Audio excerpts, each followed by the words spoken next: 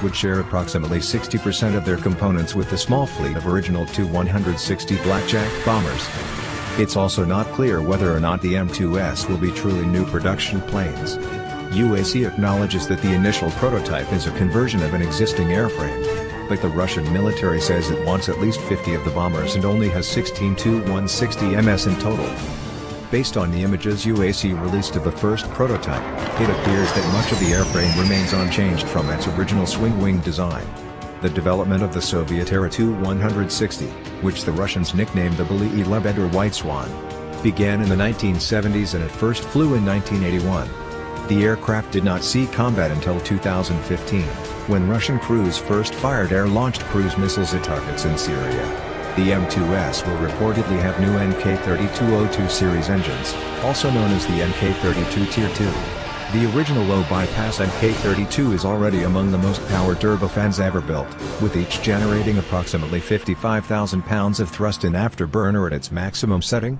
By comparison, the General Electric F-101s on the U.S. Air Force's B-1 bomber have an output of just under 31,000 pounds at full afterburner. The Tu-160 is significantly larger than the B-12, though.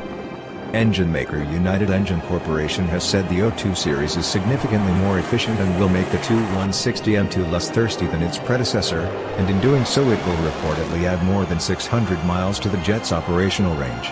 These engines, or another variant thereof, are also supposedly going to be used on Russia's PAK-DA stealth bomber project. Tests of the engines began in October 2017, but it is not clear if the initial M2 prototype has them installed. In addition, Russian officials say the aircraft will feature an entirely new suite of avionics, expanding on the substantial improvements reportedly found on the Tu-160M. The N models already featured a number of enhancements in this regard, but UAC has hinted at the possibility that the M2 will have a fully digital glass cockpit. In June 2017, Vladimir Mikheyev, the first deputy CEO of Radio Electronic Technologies Group, also known as Concern Radio Electronic Technologies or by its Russian acronym CRET, told TASS that the Tu-160M2 would carry a variety of new electronic systems. The state-operated firm builds radios, navigation systems, radars, and intelligence-gathering equipment for civil and military customers. Mikheyev said that the new Blackjacks would have, among other things, improved inertial navigation, satellite navigation, and astronavigation equipment. The latter system was particularly notable as it offered an important backup in the event that the navigation satellite constellation, likely Russia's GLONASS GPS equivalent satellite network, failed or suffered an attack. The Russian military has been actively developing its own GPS jamming and spoofing systems, as well as anti-satellite weapons, and would be well aware of the potential threat. According to Russian media reports, the Tu-160 minutes 2 seconds will have a fast-scanning active electronically scanned air radar. This will allow crews to detect targets and potential threats at longer ranges and with greater precision.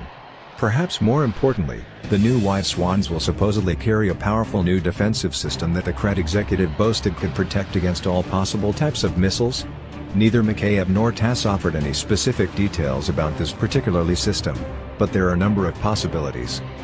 We don't know exactly how elaborate this new defensive suite will actually be, but it is also the possibility the Tu-160M2 could one day also feature a so-called hard kill arrangement that uses a physical interceptor to knock down incoming missile.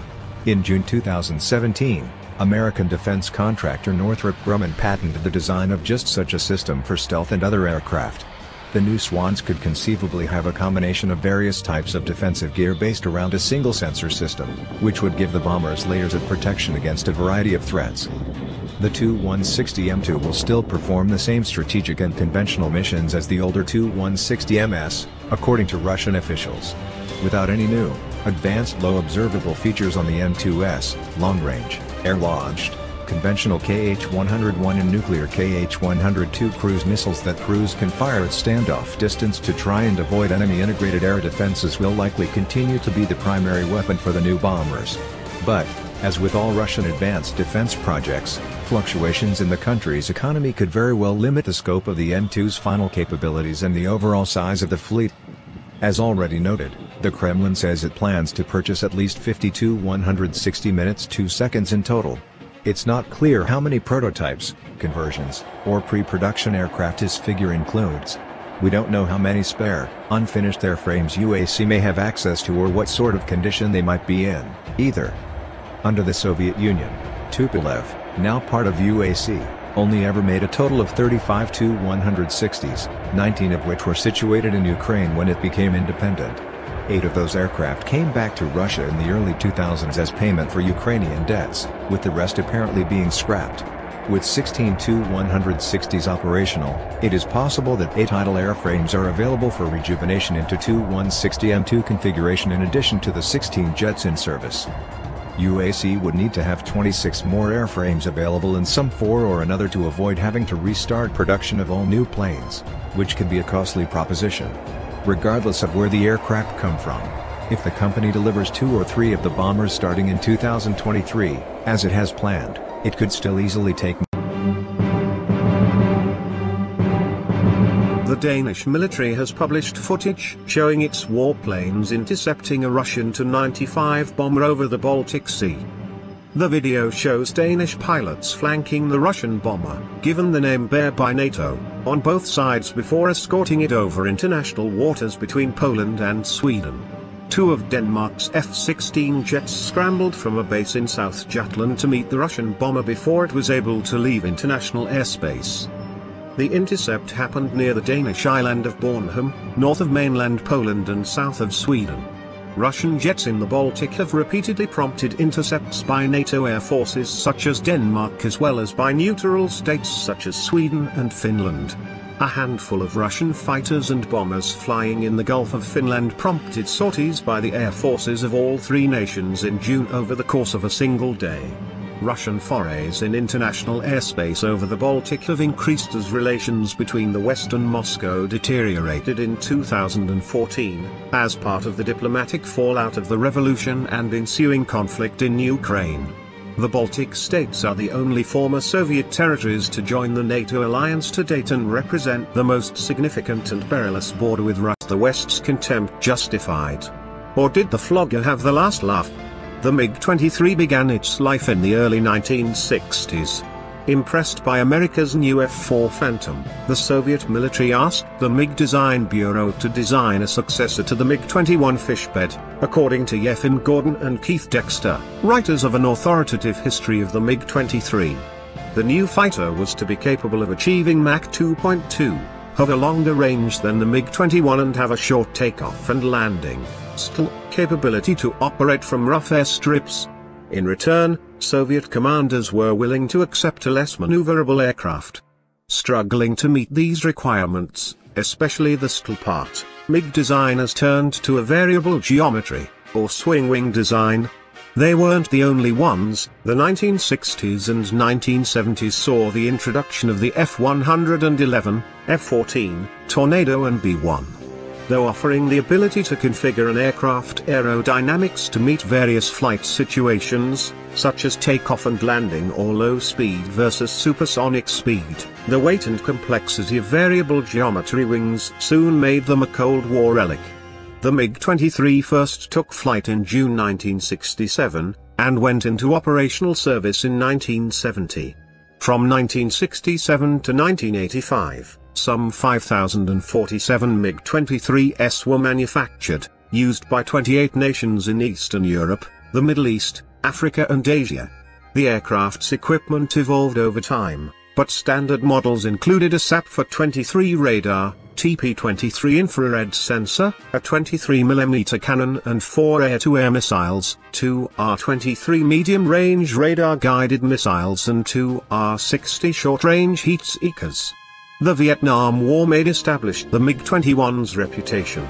It was the Arab-Israeli wars that blackened the reputation of the MiG-23. During air combat against Israeli F-15s and F-16s over Lebanon and Syria between 1982 and 1985, nearly a dozen Syrian MiG-23s were shot down. In Western eyes, the flogger became a clumsy fighter that lacked the sophistication of Western designs. Fast forward to today, and opinions of the MiG-23 are all over the spectrum. Former 4,477th Squadron test pilots were afraid the engines would blow up or the aircraft would kill them. On the other hand, the Israelis evaluated a MiG-23 handed to them by an Arab defector, and concluded it had better acceleration than an F-16A.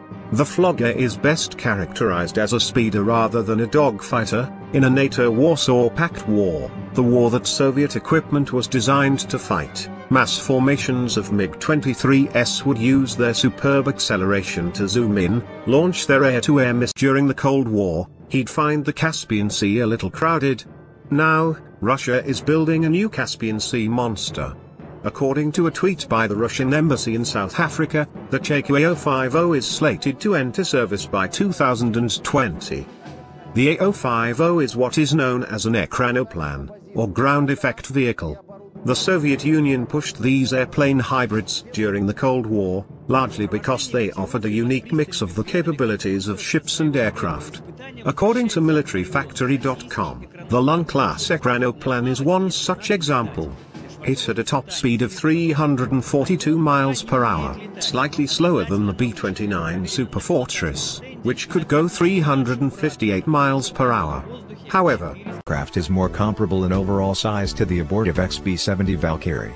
Though the prototype first flew in 1981, the TU-160 didn't see combat until 2015, when the Kremlin employed them to attack targets in Syria via cruise missile launches. In 2014, the Russian military began receiving the first updated TU-160MS with improved avionics and mission systems. Now, the Kremlin wants to restart the production line and buy all new M2 versions with the additional internal updates from firms like Kret, along with new engines and other more significant external modifications to improve fuel efficiency and overall range. As of June 2017, Moscow hoped to get the first of these bombers into service by 2021. The executive did not offer any additional details on how the new system or systems for the bombers might defeat incoming threats. TASS did add a definition for defense system that covered detecting and classifying incoming weapons, as well as destroying them. It is possible and perhaps likely that he could have been referring to a completely new suite of equipment that included optical, infrared, and radar-linked early warning sensors along with jamming gear, lasers able to deflect certain types of missiles, and traditional dispensers loaded with flares and chaff. Many of these types of systems, such as direction infrared countermeasures, already exist, but Kret could improve any or all of them by extending the range at which they first spot possible dangers, as Mikhail alluded to, as well as how fast and actively defenses respond to the threat. The gear could involve more revolutionary technology, such as electrically powered solid-state lasers or other systems that actually knock down incoming missiles. Another option might be to use highly focused beams of electromagnetic radiation to confuse or even destroy targeting radars or the seekers inside individual weapons. A conformal active electronically scanned radar could do double duty in this role, and Russia has already begun flying conformal arrays on their T-50 fighter jet prototypes. The US military is already working on a number of similar projects, though it remains tight-lipped about most of them. One of the most analogous, at least from what we know, is the Air Force Research Laboratory's Advanced Technology Demonstration known by the forced acronym SHIELD, which stands for Self-Protect High Energy Laser Demonstrator. Earlier in 2017, we received briefings through the Freedom of Information Act regarding this and related programs that were heavily redacted and devoid of almost any real detail. We've included one of the briefing slides so you can see for yourself. The censored cited a statute, 10 U.S.C., which specifically exempts information from release if the U.S. government reasonably believes it provides enough detail on a sensitive technology for someone to reverse engineer or similarly use it for their own purposes. What is clear is that the U.S. Air Force is looking for a putted, turreted laser for aircraft that can shoot down threatening projectiles. Beyond that, it needs to have the necessary equipment project and aim the beam, keep it stable, and make sure everything stays cool enough for multiple shots in a relatively short amount of time, as well as a power source to run all those components. In 2014, an interesting partnership between the Defense Advanced Research Projects Agency, Lockheed Martin, and Notre Dame University demonstrated a beam control turret that fits the description of that part of the system. In 2016, Northrop Grumman received a new contract for development work related to the SHIELD turret. The notional system has become a key component of emerging sixth-generation fighter jet concepts. As of 2014, the U.S. Navy was also exploring the idea of a less intensive and shorter-range helicopter active rebounds per game protection program, which would be small enough to potentially fit on smaller aircraft, as well. However, this notional system, which would use a chemical or kinetic energy interceptor to blow up small projectiles, wouldn't work in the high-altitude combat scenario a heavy bomber would be more likely to experience. Regardless, with various countries working on stealth technology and hypersonic and highly maneuverable air-to-air and surface-to-air missiles, the crew of a non-stealthy bomber might have little time to react and no ability to dodge threats. As such, an active, fast queuing, and likely automated defense system might be vital to us. Similar considerations seem to have gone into Krebs' plans for the TU-160M2's new navigation equipment. Mikhaev described a combination of gear that would allow crews to continue the mission even if one or more systems were damaged or otherwise unusable. In this area, the requirements for navigation are changed completely, he explained to TASS. In this sense, everything will be principally new. The aircraft will feature a strap-down inertial navigation system, a new astronavigation system and a whole number of